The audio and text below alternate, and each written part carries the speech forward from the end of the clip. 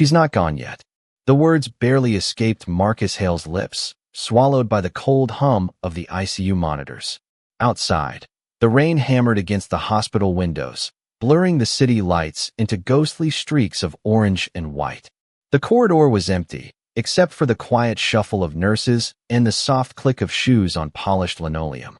Atlas, the white German Shepherd K9, stiffened beside the door, ears pricked, tail low but rigid, every muscle taut like a coiled spring.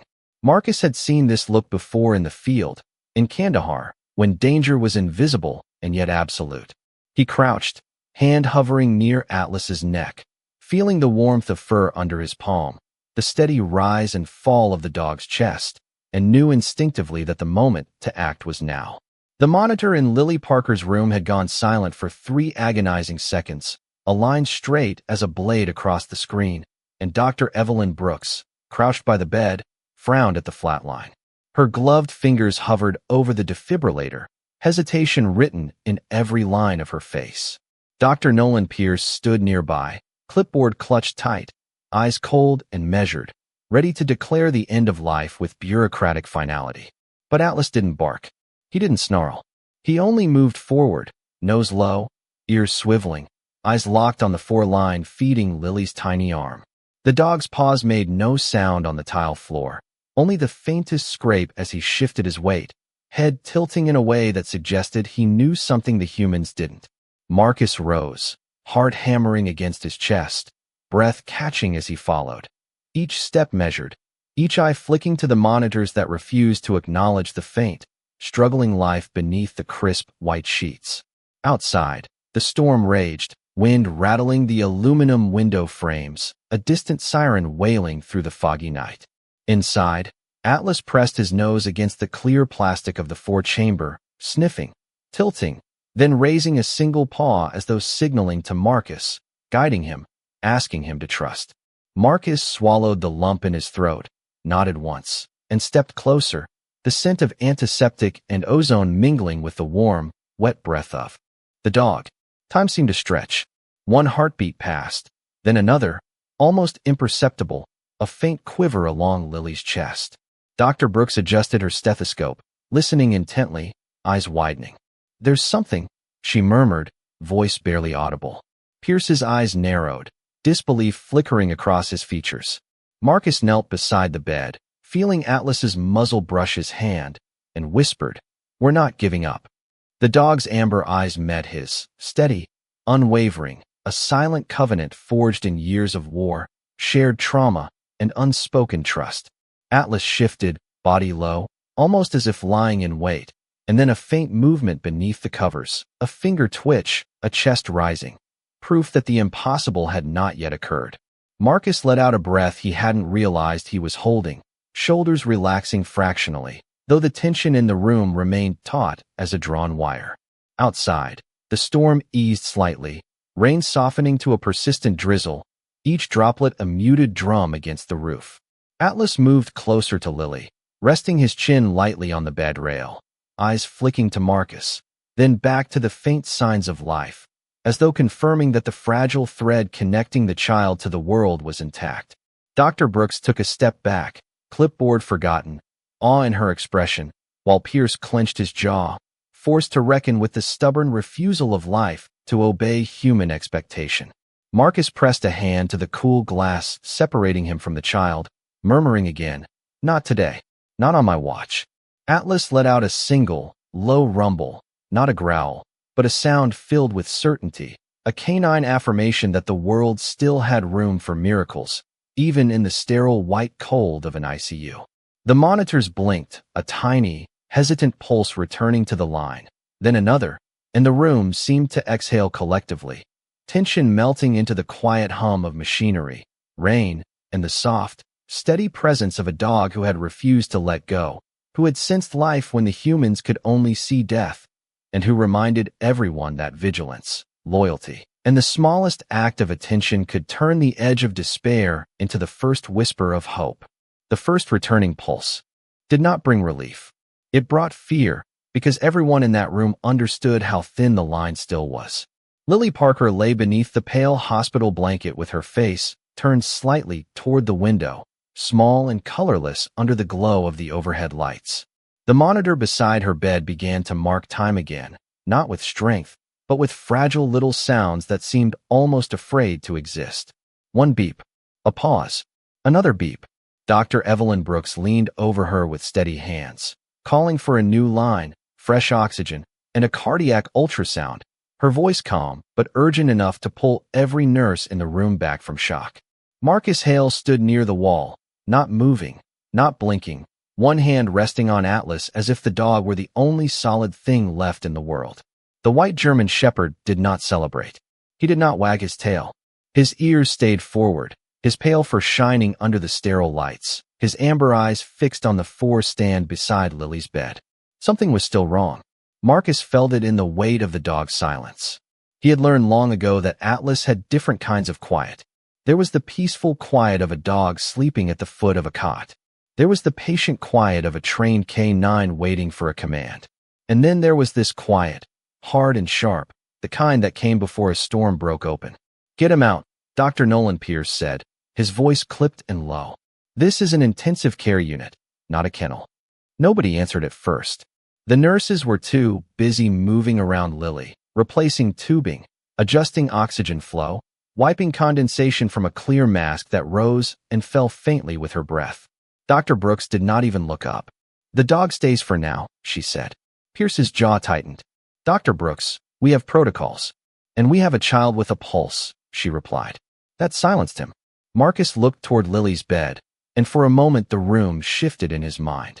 The white walls blurred into canvas. The rain became rotor wash. The steady beeping became another monitor from years ago, inside a field hospital half a world away, where a boy no older than 10 had clutched Marcus's sleeve while medics tried to work under. Flickering lights. Marcus had promised that boy he would not leave. Then the power had gone out.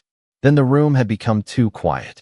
Marcus blinked hard, forcing himself back to Baltimore Mercy Hospital, back to the cold floor beneath his boots, back to the child he could still help. Lily was not that boy. This was not that night. But pain had a cruel way of wearing old faces. Atlas pressed his shoulder into Marcus's leg, grounding him without a sound. Marcus lowered his hand to the dog's neck, feeling the strong pulse beneath the fur. "I am here," he whispered, though he was not sure whether he was speaking to Atlas, to Lily, or to the part of himself still trapped in that older room. Dr. Brooks guided the ultrasound probe across Lily's chest. The portable screen showed gray movement, shadow and light swimming in a language Marcus did not understand. But he understood Dr. Brooks's face. Her eyes narrowed, then widened slightly. "There," she said. "Weak contraction. She is still fighting." A nurse exhaled shakily. Another wiped her cheek with the back of her wrist. Pierce stepped closer, too quickly. That could be residual electrical activity. Dr. Brooks kept her gaze on the screen. It could also be a child trying to live. Atlas suddenly lifted his head. The shift was small, but Marcus caught it. The dog's nostrils flared. His ears pivoted toward the medication tray near the sink, where several sealed syringes, empty wrappers, and a used alcohol pad sat beneath the bright light. Atlas took one step, then another. A nurse reached for his lead, but Marcus raised a hand. "Let him move." The dog crossed the room slowly, not with panic, but with purpose. He sniffed the leg of the four-pole, then the lower shelf of the tray. His nose hovered over a small piece of gauze half tucked beneath the metal lip. It looked ordinary, white, damp, forgotten. Atlas froze. A low rumble moved through his chest, so soft it almost disappeared beneath the machines. Marcus felt every I turned toward the dog. Dr. Brooks looked from Atlas to the tray. "What is it, boy?" she whispered. Atlas did not touch the gauze. He simply stood over it like a sentry guarding evidence from the dark. Pierce gave a dry laugh, but there was no warmth in it. "This is absurd." Marcus turned toward him, slow and steady. He had not raised his voice all night. He would not start now. "Then check it." The room went still again. Dr. Brooks removed a clean glove, replaced it with a fresh one, and carefully lifted the gauze with forceps. She brought it closer to the light, and her expression changed. Not fear exactly. Recognition. Beneath the antiseptic smell, there was something chemical, something faint but out of place. She looked at the bag hanging above Lily's bed, then at the label, then at the medication chart clipped to the rail. Her brow tightened. This medication was not scheduled for this hour, she said. Pierce's face went pale in a way even the fluorescent lights could not hide. Marcus felt Atlas press closer, no longer looking at the tray, but at the doorway behind Pierce, as though the truth had not entered the room all at once, but had left footprints when it walked away. Outside the window, the rain slowed to a whisper. Inside, Lily's monitor gave another soft beep. Then another. Weak. Uneven. Alive. Marcus looked down at Atlas, at the white fur along his back, at the dog who had heard what machines had missed and smelled what people had overlooked. For the first time that night, Marcus allowed himself one breath of hope. Not much, just enough to stand on. The soft, uneven beeps from Lily's monitor marked time like hesitant footsteps across a frozen floor, each one reminding everyone in the room that the fragile thread of life was still holding.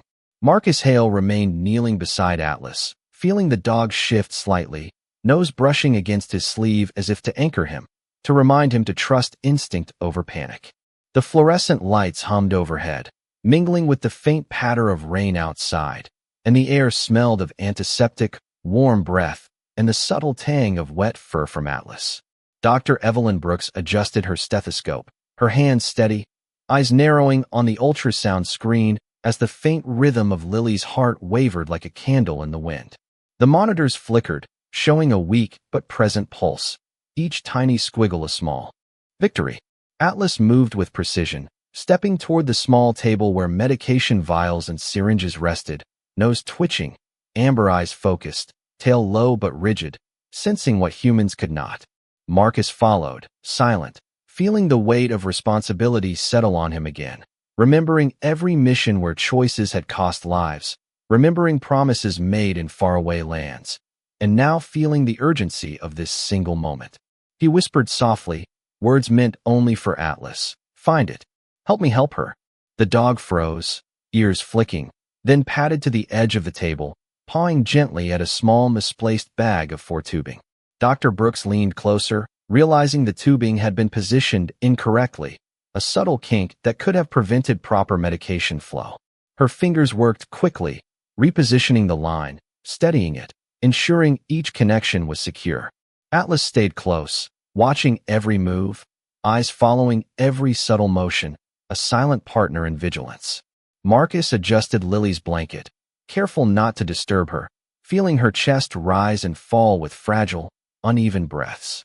Outside, the storm had softened, a gentle drizzle falling against the windows, but inside the room, tension remained taut, a quiet string pulled across the hearts of everyone present. Dr. Brooks checked Lily's vitals once more, listening intently, then nodded slightly. She is stable, for now, she said, voice calm but filled with a reverent relief. Marcus exhaled slowly, allowing himself a moment to stand, to stretch cramped muscles, and to glance down at Atlas, who shifted, placing a firm paw against his boot, as if to say the work was not yet done, vigilance must continue. The dog's eyes flicked to the door each time it opened, ears swiveling, aware of every shadow, every movement, each one a potential threat or a sign of help. Marcus caught the gaze, understanding the message clearly. Life could be fragile, and miracles required attention to the smallest details. He looked back at Lily, at the gentle rise and fall of her chest, at the faint color returning to her cheeks under the pale light. A nurse approached, quietly adjusting the monitors, and Marcus nodded in silent gratitude, but Atlas's attention never wavered. The dog moved slowly around the bed, nose low to the ground, ears attentive, a sentinel of instinct and training. Marcus knelt again, placing his hand on Atlas's neck, feeling the pulse of the dog, steady and strong, a reminder that even in the sterile, bright cold of the ICU, loyalty and life intertwined in ways that defied measurement. Outside the room, shadows shifted along the corridor, the sound of rain mingling with distant sirens. Yet within these walls, the focus remained singular, anchored in a child's fragile heartbeat and the unwavering vigilance of a K-9 who had seen too much to overlook a single detail. Marcus whispered again, softly, reverently, "We are here. You are safe." Atlas lifted his head briefly, amber eyes meeting his, then returned his attention to Lily, posture low, steady, unyielding, a guardian in white light, proving that sometimes salvation came not from human hands alone, but from the quiet, constant watch of those who could sense what others could not. By 4:17 in the morning, the intensive care unit had settled into a silence that felt almost sacred. The worst of the storm had passed, leaving only rainwater crawling down the tall windows in silver lines. Baltimore Mercy Hospital stood above the sleeping city with its lights still burning, floor after floor of worry, prayer, and waiting. Inside Lily Parker's room, the machines kept speaking in soft tones. Not strong tones, not certain tones, but living ones. Marcus Hale stood beside the bed with his hands clasped in front of him, shoulders squared the way a Marine stands when the body is tired but the spirit refuses to sit down. Atlas remained near the foot of the bed, white fur catching the blue glow of the monitor, amber eyes half narrowed, ears awake to every breath in the room. Dr. Evelyn Brooks had ordered the medication tray sealed, the old 4-tubing preserved, and a second nurse assigned to document every change. Her voice had stayed calm through all of it, but Marcus had seen the tremor in her fingers when she removed the questionable line. Fear did not always shout. Sometimes it hid in careful movements. Dr. Nolan. Pierce had left the room 15 minutes earlier after insisting he needed to contact hospital administration. He had walked out with his face tight, his shoes clicking too fast down the corridor. Atlas had watched him go. Since then, the dog had not relaxed. That bothered Marcus more than he wanted to admit. The child was stable for the moment, but the dog was still listening for danger.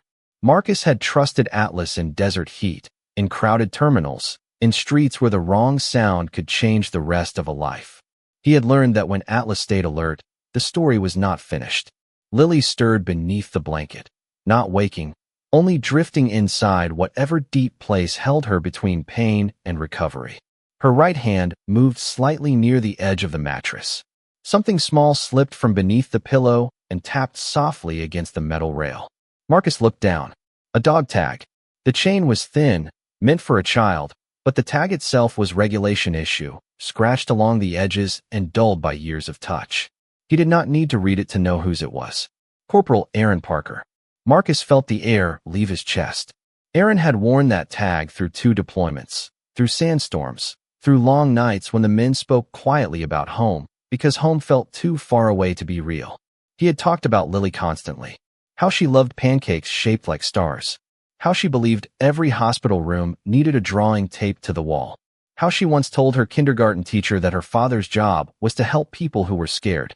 Marcus reached toward the tag, but stopped before touching it. Some things belong to grief. Some things belong to promises. Dr. Brooks noticed his face. "You knew her father," she said softly.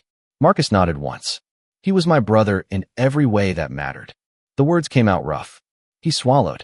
Before his last deployment, he asked me to keep an eye on her if anything ever happened. Lily's monitor gave a faint beep, then another, as if answering a name it remembered. Marcus looked at the child, and the years folded over one another. He saw Aaron laughing over bad coffee. He saw a folded flag. He saw Lily at 5 years old, clutching a stuffed dog at the memorial service, too young to understand why everyone kept kneeling to speak to her. Marcus had kept his distance after that, telling himself the family needed space, telling himself his own wounds made him poor company. But the truth was harder. He had been afraid to love another person he might fail to save. Atlas moved closer to him and pressed his head against Marcus's thigh. The pressure was gentle, almost private. Marcus rested one hand between the dog's ears. "I should have been here sooner," he whispered. Dr. Brooks did not offer easy comfort. She only looked through the glass wall toward the corridor, where 2 administrators had appeared in dark suits, speaking with a security officer near the nurse's station. Their faces were polite. Their timing was not.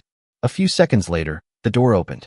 A woman in a navy blazer stepped inside first, followed by a tall man carrying a tablet. Their badges identified them as hospital risk management. The woman gave Marcus a measured smile that did not reach her eyes. "Staff Sergeant Hale, we appreciate your concern, but this room needs to return to standard medical control. The dog must be removed while we conduct our internal review." Atlas lifted his head. Marcus did not move. Dr. Brooks stepped forward. Atlas identified a potential contamination concern before any of us did. Removing him right now may not be in the patient's best interest. The man with the tablet frowned. Dr. Brooks, with respect, medical decisions are not made by animals. The words landed cold. Marcus looked down at Atlas, then at Lily, then at the dog tag resting against the rail. He heard Aaron's voice from years ago, easy and bright, asking him for one thing no paperwork could measure. Look after my girl. Marcus straightened. Not angry, not loud, just immovable. No one is asking the dog to make medical decisions, he said. We are asking the people in this room to stop ignoring what he found. The woman's smile faded. The monitor kept beeping. Weak, steady, alive. Then Atlas turned toward the hallway and let out a low warning sound. Not fierce, not wild, but certain. Everyone followed his gaze through the glass. Dr. Pierce had returned to the nurse's station. He was not alone. In his hand was Lily's chart, and tucked beneath his arm was a small, clear disposal bag that had not been there before. Dr. Brooks went still. Marcus felt the old battlefield clarity settle over him, quiet and sharp. Atlas took one step toward the door. This time, Marcus did not hold him back. The corridor outside Lily Parker's room seemed to hold its breath. Every step Marcus Hale took echoing faintly against the linoleum floor. The rain had stopped entirely, leaving the night air still, carrying a damp scent of asphalt and pine from the hospital grounds below. Inside, Atlas remained vigilant, tail low, nose close to the ground as he padded slowly around the bed, ears swiveling with each shift in the air. Dr. Evelyn Brooks checked the monitors again, noting the steady, if weak, pulse and the slight rise of Lily's chest, and she allowed herself a small nod of relief. Marcus knelt beside Atlas, one hand resting lightly on the dog's neck, feeling the warmth and the quiet strength of him, a living anchor in the sterile white light. The dog's amber eyes met his, unwavering, and Marcus whispered softly, "Stay with me. Help me see this through." The night outside remained hushed, but within the room, every heartbeat mattered, every breath counted, and every motion was a signal in a conversation only humans and animals could feel. A nurse moved quietly to adjust the ventilator tubing, careful not to disturb Atlas or the child, and Marcus watched the subtle movements, how the dog's body tensed, how his ears flicked, signaling attention and understanding. A faint rustle from the medication tray drew Atlas's gaze again, and he moved with deliberate care to inspect, nose hovering near the edge of a small vial that had been overlooked earlier. Dr. Brooks observed closely, noting the dog's interest. Marcus remembered every lesson learned in deployments, every time instinct had saved a life that logic could not account for, and he trusted Atlas with the same conviction he had trusted no other. Lily's hand twitched slightly beneath the blanket, her small fingers curling and uncurling, brushing against the dog tag she had been holding, and Marcus felt the weight of every promise ever made, every moment of duty, condensed into this fragile room. Atlas leaned against Marcus's leg for a moment, then lifted his head and pressed his nose gently against Lily's arm, careful, precise, signaling not urgency but awareness, a steady sentinel. Dr. Brooks adjusted the ultrasound probe again, confirming the heart was beating, the rhythm faint but persistent, and she allowed herself to speak softly. "She is holding on." Marcus exhaled, a sound long held in check, feeling both relief and the lingering tension of near loss. He looked down at Atlas, at the dog who had sensed what none of the monitors could, and Marcus knew that trust, patience, and vigilance had made the difference. The door to the corridor opened quietly, and another nurse stepped in, bringing fresh linens, moving with a careful respect for the room, for the child, and for the silent bond between Marine and dog. Marcus adjusted the blanket around Lily gently, noting the slight warmth returning to her skin, the color shifting faintly in the fluorescent glow. Atlas remained close, eyes scanning the room, alert to every detail, every movement, every scent, aware that danger could still exist in forms subtle and unseen. Marcus whispered again, words meant more for grounding than instruction, "You are not alone." The dog nudged his hand gently, affirming the connection, the shared attention, the mutual understanding that they would watch together, guarding life against the quiet threat of stillness. Dr. Brooks checked vitals once more, noting the incremental improvements, subtle but real, and she allowed herself a quiet sigh of hope.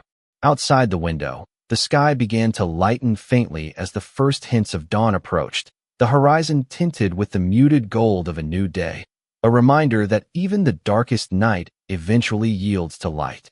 Atlas shifted his position, resting his chin on Marcus's boot, eyes never leaving Lily, never blinking, a constant presence, a living testament to loyalty, awareness, and the quiet miracles that could happen when instinct, training, and unwavering attention converge. Marcus held the dog close, feeling the pulse beneath the fur, and allowed himself to hope without speaking, knowing that for now, in this room, with this child and this dog, life had been preserved, fragile but real, and that the night's vigilance had not been in vain.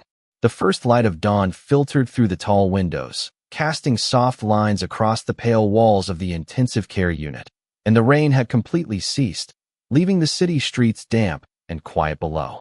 Marcus Hale remained at the side of Lily Parker's bed, his eyes tracing every small motion, every subtle shift in the blankets, every twitch of the tiny fingers that clutched the dog tag tightly to her chest. Atlas moved slowly around the room, muscles tense but controlled, ears swiveling with every sound, sniffing the air with precision, aware that the balance between life and uncertainty was still delicate. Dr. Evelyn Brooks observed quietly, her hands never still, gently adjusting the blankets, checking the monitors, and making sure the 4 lines were flowing properly, while taking mental notes of every small irregularity in the readings. The monitor's gentle beeps marked time, each one a soft declaration that the fragile thread of life was still intact, and Marcus felt a wave of gratitude mixed with vigilance wash over him. He had seen countless situations where hope seemed to vanish in seconds, but Atlas's instincts had never been wrong, and tonight, that trust was palpable in the quiet room. The scent of antiseptic mingled with the faint aroma of wet fur, and Marcus could feel the rhythmic rise and fall of Atlas's chest as the dog leaned slightly against his leg, a grounding presence in the sterile white light. The child's chest rose faintly, unevenly, but it rose, and the small motions of her fingers tugged lightly at the blankets, signaling life where machines and human eyes could have been deceived. Marcus reached down and placed a hand gently on Atlas's neck, feeling the steady pulse beneath the fur, and whispered, "You knew. You always know." The dog's amber eyes met his, unwavering, conveying a sense of certainty and loyalty that no words could capture. Dr. Brooks glanced at Marcus and Atlas, her expression softening with a quiet relief that had no need for celebration, only acknowledgement that the night's vigilance had preserved a fragile life. The room remained silent except for the soft hum of the machines and the occasional footstep in the distant corridor, carrying with it the faint shuffle of nurses beginning early rounds. Marcus allowed himself to observe the subtle signs of life, the slight color returning to Lily's cheeks, the gentle flutter of her eyelids, the almost imperceptible rise and fall of her chest. Atlas shifted slightly, sniffing near the bedside tray, attentive to the lingering scents, then returned his gaze to Marcus and Lily, a silent sentinel, a living witness to resilience. Marcus noticed the dog's patience, the quiet insistence in his movements, and understood that the night had been won not through force or urgency, but through awareness, connection, and trust.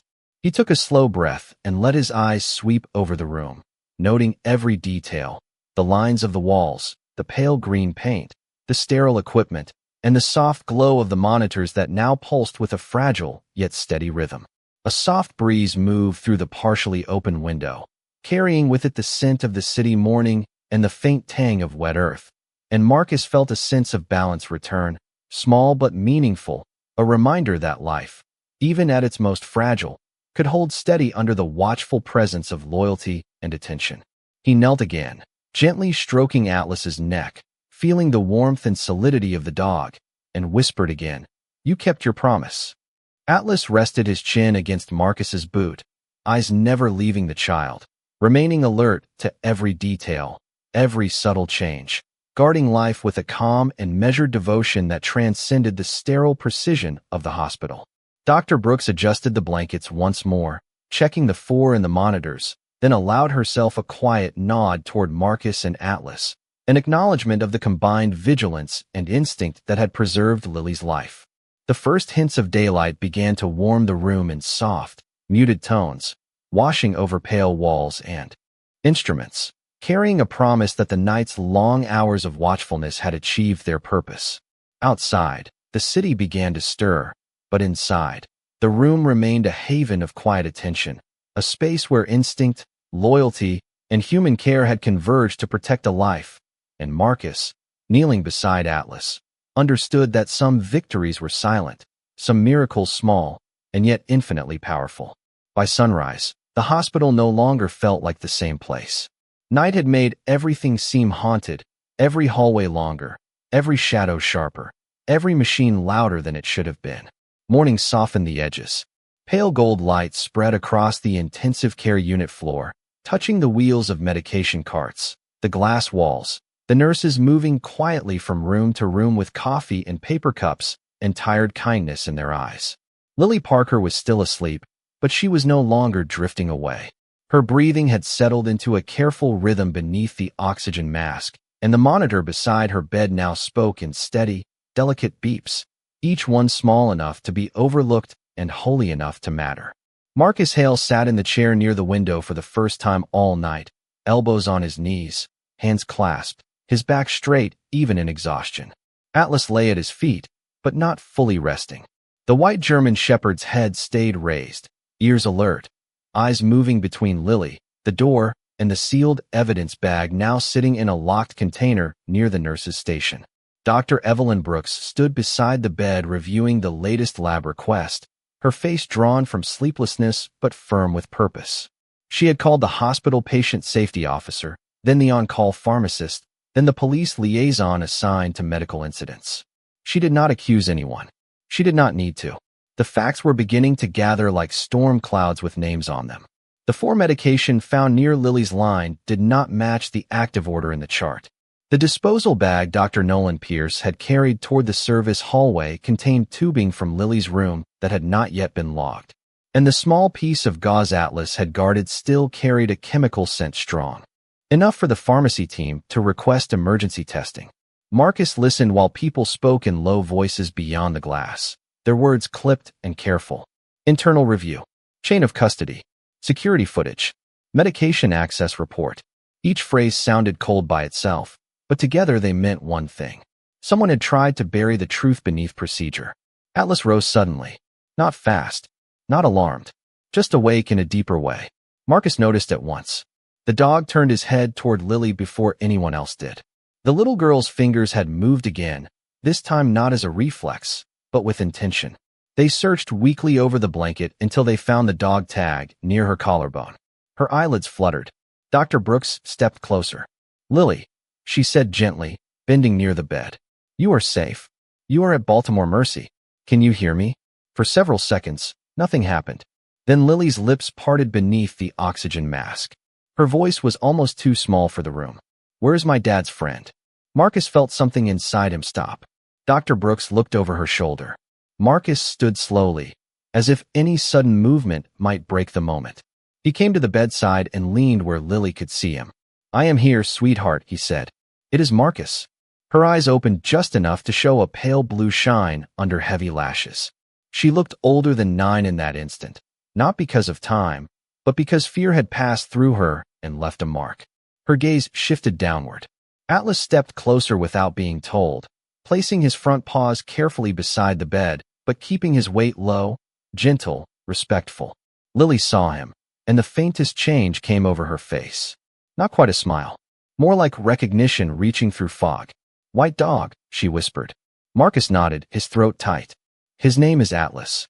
Lily's fingers moved toward him, but they did not have the strength to reach. Atlas solved that with quiet grace. He lifted his nose and placed it beneath her hand, letting her fingers rest against the soft fur between his eyes. The room went still. Even Dr. Brooks looked away for a moment, giving the child the dignity of that small reunion with life. Lily breathed in slowly. "He heard me," she said. Marcus leaned closer. "What do you mean?" Lily swallowed, the effort visible. Dr. Brooks raised a hand, reminding Marcus to be careful, but Lily spoke again before anyone could stop her. "I tried to call." Her eyes moved toward the door. "The man came in when the nurse left. He said I needed medicine so I could rest." I did not like his voice. Marcus felt Atlas grow still beneath Lily's hand. Dr. Brooks's expression changed, Not dramatically, but enough. Her eyes sharpened.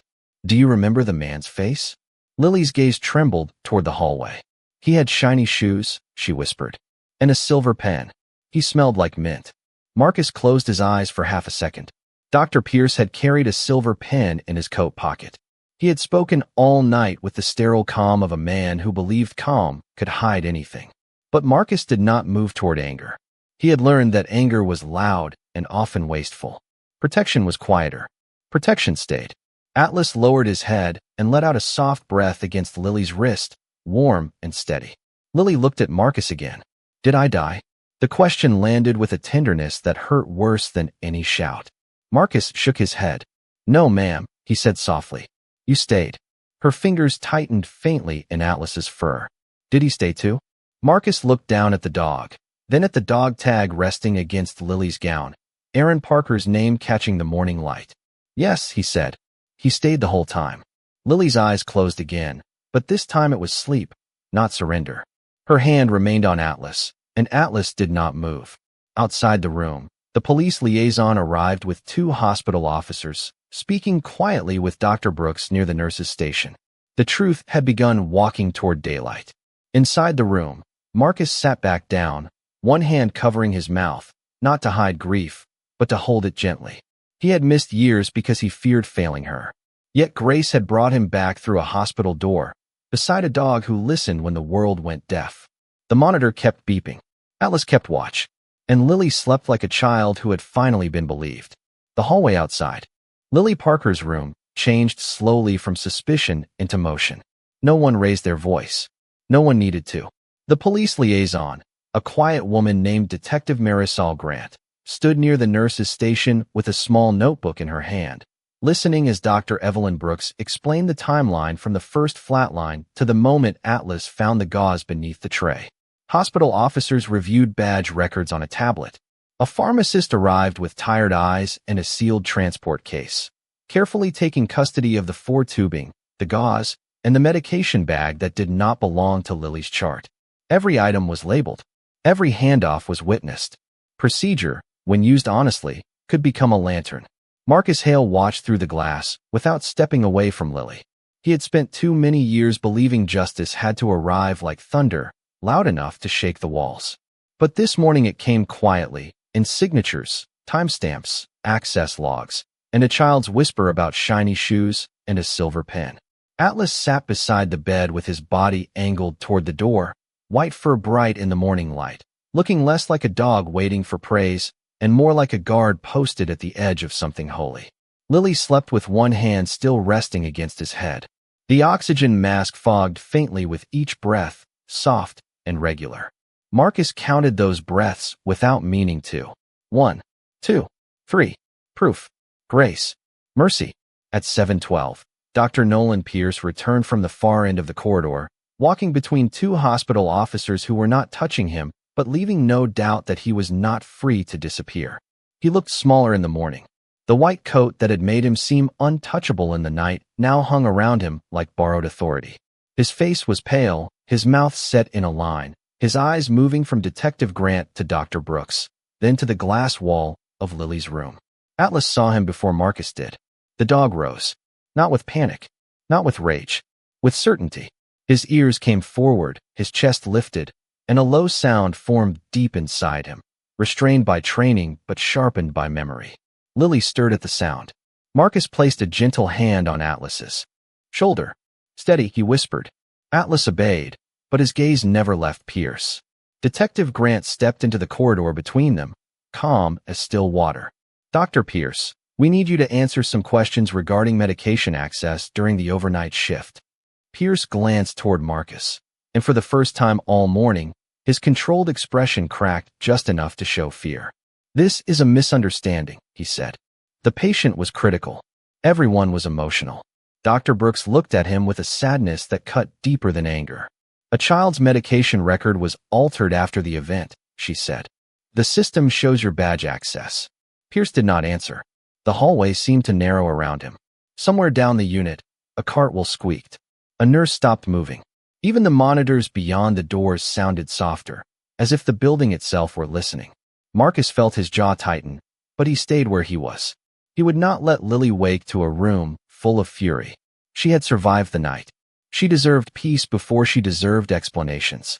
Atlas took one step forward, then stopped at Marcus's quiet touch. That was enough. Detective Grant nodded to the officers, and Pierce was guided away toward a private conference room, not dragged, not shamed for spectacle, simply removed from the place where he could do harm. As he passed the glass, Lily opened her eyes halfway. She saw the white coat moving away. Her fingers tightened weakly in Atlas's fur. Marcus leaned down at once. "You are safe," he said. "He is leaving." Lily looked at him through the haze of medication and exhaustion. Did Atlas tell? Marcus glanced at the dog, whose eyes were still fixed on the hallway until Pierce disappeared around the corner.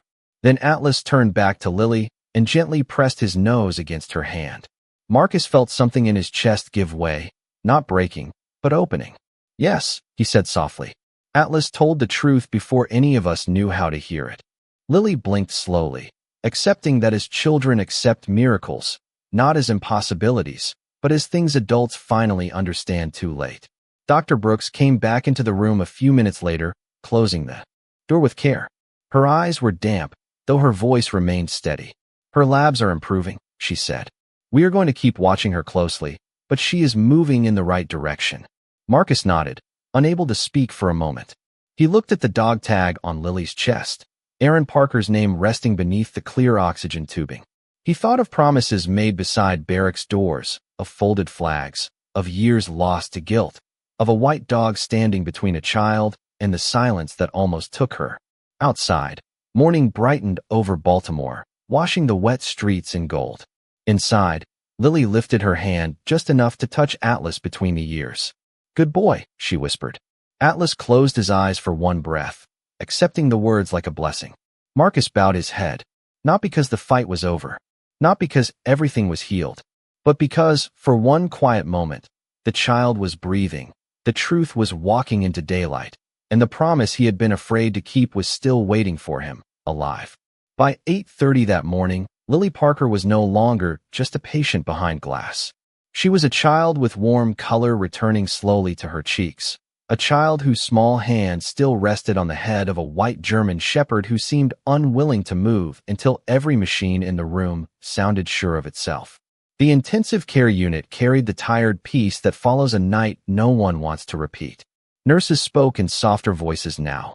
The lights felt less cruel. The rain clouds had lifted from the Baltimore skyline, leaving the windows bright with pale winter sun and the streets below shining like they had been washed clean for some quiet reason. Marcus Hale stood near the foot of the bed, watching Dr. Evelyn Brooks check Lily's pupils, her pulse, her oxygen level, every small sign that life was returning not all at once, but carefully, like a frightened bird deciding whether to trust an open hand. Detective Marisol Grant had stepped away with the evidence team. Dr. Nolan Pierce was gone from the unit, escorted into questions he could no longer avoid. The hallway that had felt dangerous before dawn now felt guarded by truth. Still, Marcus did not feel victory. Victory was too loud a word for a room where a child had nearly been lost. What he felt was something humbler. A narrow bridge beneath his feet. A chance to cross.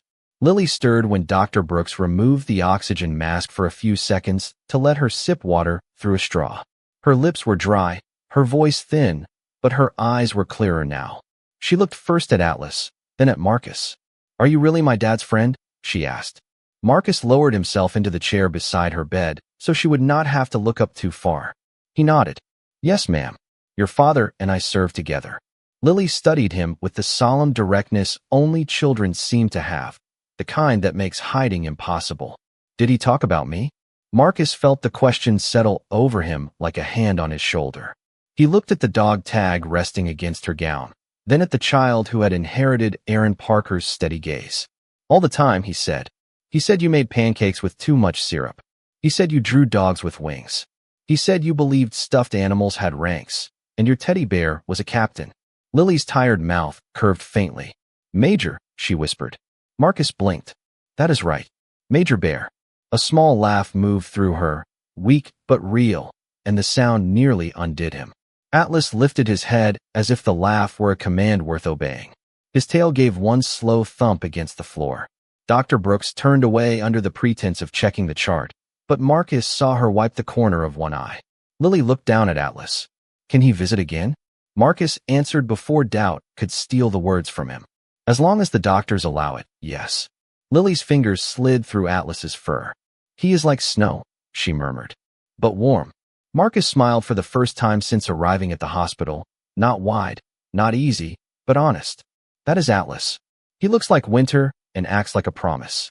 Lily closed her eyes for a moment, holding onto the dog's fur as if it were a rope tied to the world. When she opened them again, her voice dropped to a whisper. I heard beeping. Then I heard him. Not barking. Breathing. Marcus leaned closer. You heard Atlas? She nodded faintly. I was scared. I thought I was somewhere dark. Then I felt something warm by my hand. I thought maybe my dad sent him. The room grew still around those words. The monitor continued its gentle rhythm. Sunlight touched the edge of the dog tag. Marcus did not try to explain it. There were things adults ruined by naming them too quickly. He only placed his hand lightly over Lily's, careful not to press, careful not to claim more comfort than he had earned. Maybe your dad knew you needed backup, he said. Lily seemed satisfied with that. Atlas rested his chin on the mattress rail, eyes half closed, finally allowing weariness to reach him. For hours he had stood watch against machines, doubts, and human mistakes. Now, with Lily breathing steadily and Marcus at her side, his body softened. Not asleep, not fully, just trusting the room a little more. Dr. Brooks stepped close and spoke gently. Lily, you need rest. Staff Sergeant Hale and Atlas will be nearby. Lily's eyes moved to Marcus again. Will you leave? The question was simple. The wound beneath it was not. Marcus heard Aaron's voice in it. He heard years of his own absence. He heard the fear of a child who had lost too much and almost lost herself before breakfast. He took a slow breath. No, he said. I am not leaving. This time he did not add conditions. He did not promise from guilt. He promised from the quiet place where fear had finally run out of excuses. Lily relaxed, her hand still in Atlas's fur.